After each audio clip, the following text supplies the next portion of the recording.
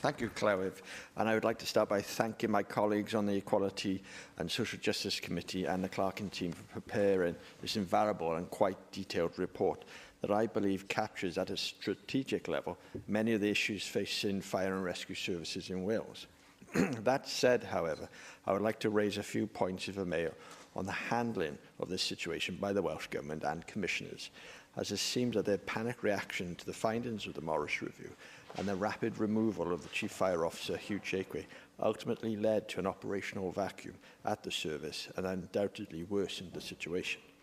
Whilst I have no doubt that the Morris Review did explore the failings of South Wales Fire and Rescue, I would argue that it did not consider much, if any, of the good practice that went on. And this, I believe, helped fuel the widespread public condemnation of the fire service at the time. The announcement of Stuart Millington as interim Chief Fire Officer, someone who had a pending employment tribunal hearing at the time, was a mistake by the Commissioners, and one that further fueled this public condemnation. To put it bluntly, it went against the remit of establishing a senior management team untainted by the failings identified in the Morris report, and showed at best an insensitivity by the Commissioners and the Welsh Government to both the public and the fire service at large. Cabinet Secretary, I believe that the public and fire service deserve an apology over the handling of this situation, and I wonder if now you would be prepared to make one. As many here will no doubt agree, it appears to me that much of the issues raised in the Morris Review could have been identified a lot earlier by the Chief Fire and Rescue Advisor and Inspector if they had systematically reviewed the culture within the organisation. It is worrying that issues of culture were not considered at the time a routine part of the CFRAI's role, and blame for this rests squarely on the Welsh Government's shoulders. It is short-sightedness on the Welsh Government's behalf that has meant for far too long issues were not being properly identified and addressed, and I'm keen to know, in terms of the Chief Fire and Rescue Advisor role, what plans are in place now to ensure that ongoing assessment of the culture in fire and rescue services now becomes part of the norm, and what other possible areas the CFRAI could now encompass. Ultimately, Cabinet Secretary, it is clear to everyone that the fire and rescue service needs a complete overhaul.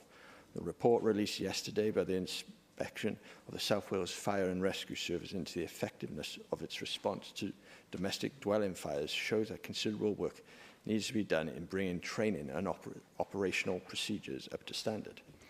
And as you have noted, Cabinet Secretary, in the Morris Review, there are also governance issues regarding the sufficiency of legal structures, which are concerned with the existence of statutory powers, and issues the governance model used in relation to the WLGA and has been highlighted by the Chair.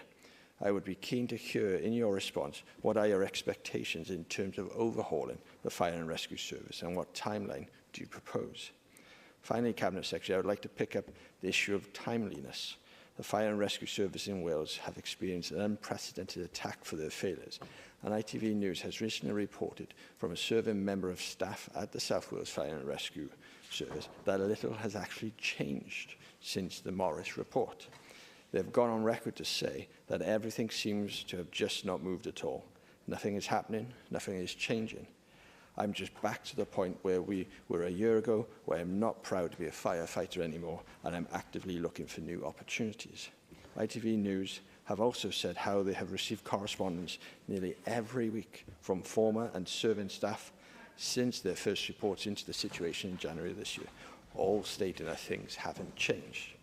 Accepting the recommendations of the committee report is one thing, but implementing those changes in a timely manner is quite another. It appears that the pace of the response from the Welsh Government and the Commissioners needs to change, because you just can't let dedicated fire service personnel feel like they have been forgotten and not a priority. Thank you.